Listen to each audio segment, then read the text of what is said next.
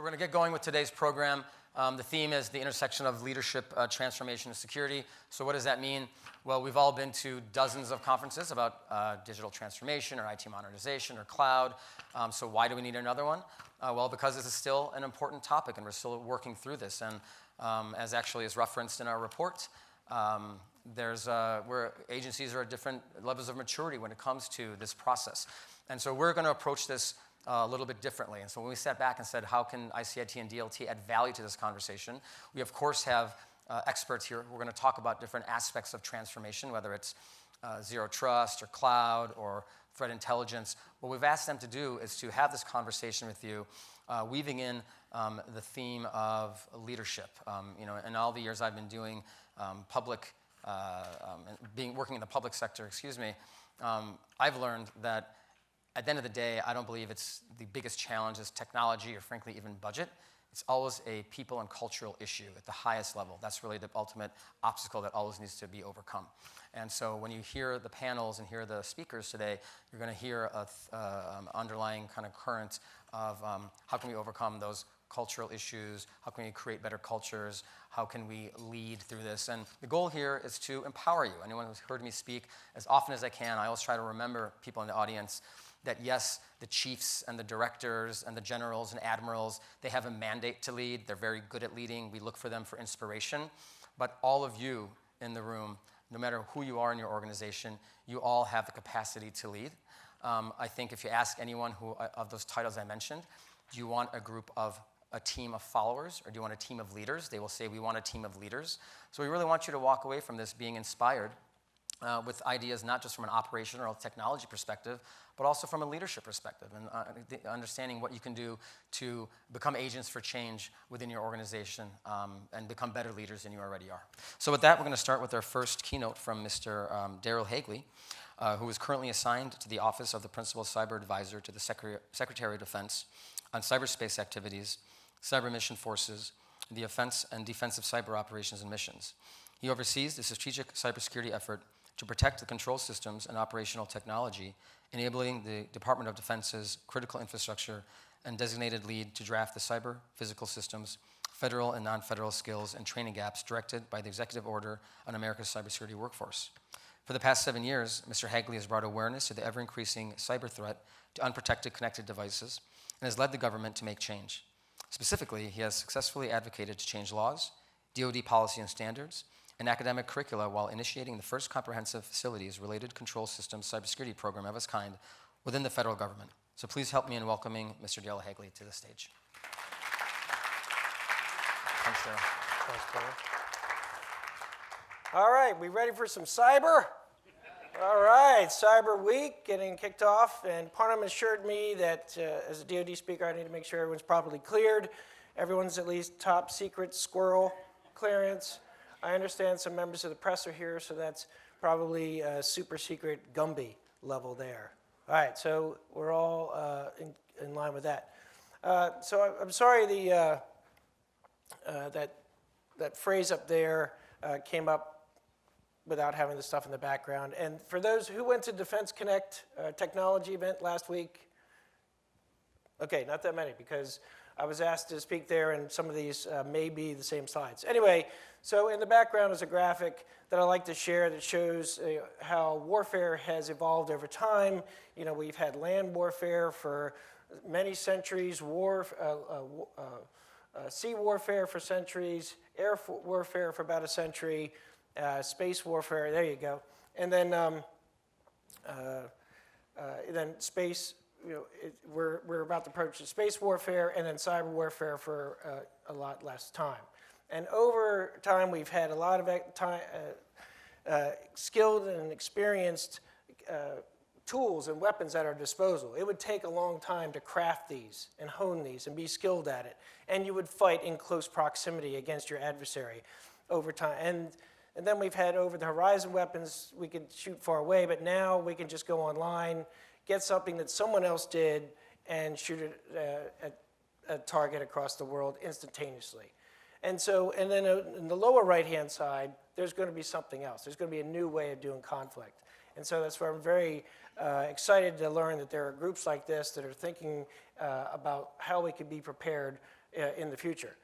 Have we ever been able to defend against any weapon that has ever been created? Have we ever built a wall that at some point someone hasn't been able to tear down? You know, as many people know that in this space, you know, the adversary only has to be successful once or find one way, and the defender has to find a number of ways to get in. So this also shows that this is not just a conflict at home, I mean, you know, in the battlefield, but also at home. Anybody remember when, was it last year, we got a note from the FBI telling us all to reset our routers at home? Right? We had to turn them off, turn them back on, because there was an adversary, a nation-state adversary that could have had a presence in our homes. Who thinks that did the trick? Okay? The point is, it's not just a warfare that someone else has to worry about, and it is something that approaches your house. There are a number of different ways to refer to cybersecurity and the assets within them. I've been working on industrial control systems or operational technology. Who's heard of some of these terms? Platform information technology and those sort of things? Well, I've gone to several speaking engagements with the chief information officer crowd, and they don't like any of these terms, right? We don't want to call them any of these. Someone who manages a building automation system, they don't think that they have SCADA or CyberPhysical Systems, let alone IoT. You know, I know there's a lot of IoT proponents out there, but I can assure you in the Department of Defense, we're not buying a lot of Roombas or smart refrigerators, right? But we do have smart meters, right? So, but how are they to be treated differently than the systems that we have? Industrial Internet of Things, you know, a lot of people don't even like control systems, but in the department we settled last year with a DepSecDef memo that essentially if we call them control systems, we alienate the fewest amount of people. So somebody who does logistics, medical systems, nuclear, chemical, biological, weapon systems, they all kind of understand control systems. There was another name that was proposed, platform operational technology. However, that acronym just not going to fly. Sorry. So for those who want to do it.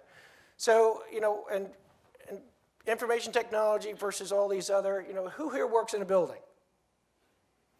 Okay? Who has gone down into that building's center where they manage the automated systems for the lights, the water, the power? Has anybody gone down there? Okay, everyone else look at those people and see that they have survived. Okay? That is not a perilous journey to go talk to those folks. And I ask you to go do that and find out, just ask them a simple question, people who are managing those services. Are these networks cyber secure? And you're going to get one of two answers. Oh, yes, it is. We've employed this technology. We've gone to this training. We're all skilled. We do these reports on how well we do. We inform leadership. We're signed up for the alert process from the Department of Homeland Security. Or, what's cybersecurity? Wasn't in the contract. This is a leased building. That's someone else's job, right? I think you'd find it interesting just to find out in the building in what you do, what you, I'm sure, think is critical, and who's managing those type of systems. These come from, thank you from the Navy, because as they were doing their inventory, and this is not unlike anyone else, they found these are the different types of systems. You'll recognize a lot of these names that build these products. And then this is the operating software that was aligned to that. So this is just a much grander challenge and problem than just Linux or Windows. And then these are the devices that are in the walls on the devices that are powering things all over the place, right? So again, this challenge, we can all applaud the entrepreneurship and the innovation of all the engineers that have provided all this stuff that works all the time. And it works for decades. Doesn't require a password, right? Doesn't need to be secure. It didn't need to be before. And so what's the best way to secure that? and who is. So last year, 2018, essentially was a year of the strategy. And if you don't have a strategy, then it's hard to know how successful you can be against it. And so Department of Homeland Security, Department of Energy, Department of Defense, we put out all these strategies. Yet, in that, a lot of it was focused on critical infrastructure. We recognize there's still this representative struggle against traditional IT, right? So the budget for the Department of Defense IT budget is $30 billion, okay? Who has talked to anybody from IT who said, that is plenty of money, I don't need any more. In fact, how about I give some to those facility folks so they can secure their networks? That's not going to happen, right? But they manage about 8 million or 10 million devices for IT, and there's potentially about 2 billion devices of control systems. So what's the right budget for there, right? And we're working on ways to figure out how we scope that. Oops, sorry. So within the defense strategy, there were 9 lines of effort that we're pursuing, tracking to know how well we're executing that strategy. From doing operations to managing, what our architectures will look like, partnerships, advanced capabilities with ranges, and workforce, information operations, and that sort of thing. As you saw on the title, my position and a colleague down here, Sydney McCurdy, we are part of LOE 9, Deter Adversaries, Ensure Critical Missions. So who here thinks that cyber defense is a legitimate thing we can do? Not that many people, right? So the rest of you can join our team, right? And what does it mean to defend in cyberspace? What does it mean to defend forward in cyberspace? Anybody got any ideas on that? All right, well, so I can share with you some. Essentially, if we help a partner engage, on their networks in another country to help them defend what they're doing, and it's part of in our interest, that's essentially considered defending forward. And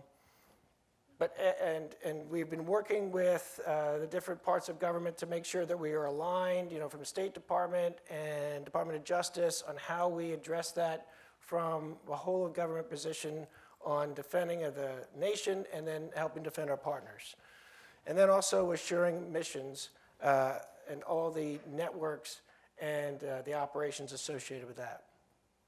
Because a lot of times what we've seen before is when we look at the calculation of what is mission relevant terrain in cyberspace, we've traditionally seen it's all about the asset and how the asset communicates, not about the infrastructure below. And we've come to realize that that's important and we need to look at that, and we are moving out on looking at all those dependencies and how they need to be cyber secure. And what this is not a call that says, hey, Daryl thinks all this infrastructure is equally critical, we need to protect it all. That's not the case, and just it's not the case within your environments. Not everything is as critically equal as another. Just like, if you have children, one is a more favorite child, and you're going to do a little bit more for that than the other, whether you think about that conscious. I'm just kidding. All right, so anyway, but who is best to defend these networks, right? So should we be training the IT professionals to make sure we get our email and those networks are up every day to protect those infrastructure networks? Who thinks we should be training the IT people to do this? Couple of people, hands. And it's amazing to be up in front of a bunch of technical experts. And it's okay to raise your hand a little bit. There's no Myers-Briggs score going on, okay? So you're all right. Okay, so then who thinks we should be training the system operators who are running the water systems, the power systems, the logistics systems, the chemical systems, the medical systems? They're running, who thinks we should train them to do cyber too? Okay. Who thinks that they have plenty of extra time and are ready to take that on? That's a challenge, right? And as we find in reports of when we ask how are companies set up, how are people trained, where are mistakes being made, we're finding that cybersecurity has not been a key tenet within the engineering job construct. Okay, and then of course, Kaspersky Lab report. Do we give credit to that? So which ones do we give credit to and which ones do not? A couple hundred entities worldwide surveyed. So in May, there was an executive order on America's cyber workforce, and there's a number of things that they're doing in there. And one of them is this American cyber competition. Has anybody heard about that? Okay. I think one of the fun challenges was that they wanted to give prize money, but Department of Energy, Department of Defense, and Department of Homeland Security were looking in their budgets to see where prize money would fit. That was not easy, I think, but they got past that. But anyway, one of the sections in there talked about cyber-physical systems and asked, where do we have the need for these type of folks, and where there's gaps and shortfalls, and where do we need training? And so it turns out we've never asked for this information before. And so we've sent a survey out, and some of you have received the survey. Essentially, there are 50 competencies that align to IT cybersecurity. So the question is, how many, since even more of you said that the system owners and stakeholders should be trained, how many of those 50 competencies should now these infrastructure folks do? 4? 40? All 50? So that's what we're hoping to get back from the results, and we'll be able to share that once it's out. We're also looking at ways to automate response. When we connect systems together, we'll have this system we're developing and going to be testing at the end of the year of when an alert comes in, we're going to be able to let this kind of dashboard machine capability do the first response and turning something off, not just being a heads-up display, a bunch of warning lights, but actually taking that first response and action to actually handle what's going on. I was very grateful that somebody noted this last week, that we've created a place to test vendors' systems before we put them on our networks, and we're going to be rolling that out also in the fall. So more to follow on that. We're going to be developing a way that, how do we go in, test the ability to be able to stop a cyber exploitation on an installation's utility networks. And how do we do that so we can do that ourselves and we don't need to have a specialized red team come in and do this every time? How do we develop our own internal processes? So we're also looking at that. And I know at a lot of conferences, it's big now that we're talking, machine learning, AI and quantum computing, right? And that's great. What are two things that all of those technologies are going to consistently require, unless some other kind of magic happens from Disney? So, well, they're going to need power, right, and water. So far, I've not seen any of those solutions without those. And again, it goes back to the dependencies for those two to run those are going to be on those system owners and operators that have not had the cyber training, not in the contract requirements, and have not been assessed to date, right? So that's where we have to get to. Quickly, I have a couple more minutes. I wanted to share a little bit of what we've decided to do for accountability. There's been a couple companies out here that have done assessing cyber risk, essentially giving a score, kind of like your credit score, that they look at the information that comes in and out of your IP range. And I know some people said, well, I didn't sign up for that. Well, it doesn't matter. Okay, your company has an IP range, and the information comes in and out of whether you did your Windows update on time or not.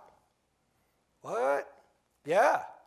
And then so they monitor that, and then if you do that on time, you get a better score than others that do not. Here are 19 scores of the top DoD companies. I'm sorry that the numbers are bad, but essentially they range from 380 to 780. Now, I won't ask in here who's paid their taxes and who cares about where it goes, but should the government be doing contracts with companies that are not cyber secure or don't show good signs of cybersecurity, right? So anyway, we've been looking at that, and here are some of the things you could find. So this one company that was in that grouping had 313 movies go back and forth over their network in the 60 days. That's not good. All right, so then who's heard of this cybersecurity maturity model? All right, everyone excited about that? Anybody thinks it's needed? Right, so we're going to begin holding accountable those in defense industrial base who do work with the government, and we're going to go out and we're going to examine their networks and determine how cyber secure they are. Does that sound like a worthwhile thing the department should be doing, right? Especially with all the trust that we've enabled them. All right, so I'm not going to go into all these. There's a link at the end and more there, but what we found is, why do we need to do this? And what's the difference between the best practices in protecting our stuff versus people who don't? And we hear this a lot. Well, the small mom and pop shop, they just can't afford to do cybersecurity. Yet we're giving them a DoD contract. Well, there's got to be some give and take there. There's got to be some understanding of what they need to protect against. So this is just a process they came up with. But here are I think the takeaway are the basic levels within this. So level 1, 17 security controls. I know a lot of people who've been working with the NIST documents know that there's thousands of security controls, right? And it is pretty ominous to go through all of those. And you have to hire people or dedicate people's time to go through and make sure that you're compliant. 17. Is that enough? Are they the right ones? That's where we're starting, right? So if you can pass that, you can still do work with us. But notice the name, that's basic. Then there's intermediate.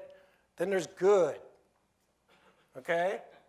All right, and then proactive and advanced. Now, all of us, I would imagine you're here, you want to learn more, you're competitive. You want to know what your advantage is. Are you going to settle for level 1? We're still going to figure out how this is all going down. I guess there's going to be required in contracts starting next year. There's a whole timeline and rollout. But just to let you know, I think it's important that we're not requiring, again, these 2,500 controls. There's some basic things on how you are controlling your data that we're asking you to do. And again, this timeline of how they're rolling it out.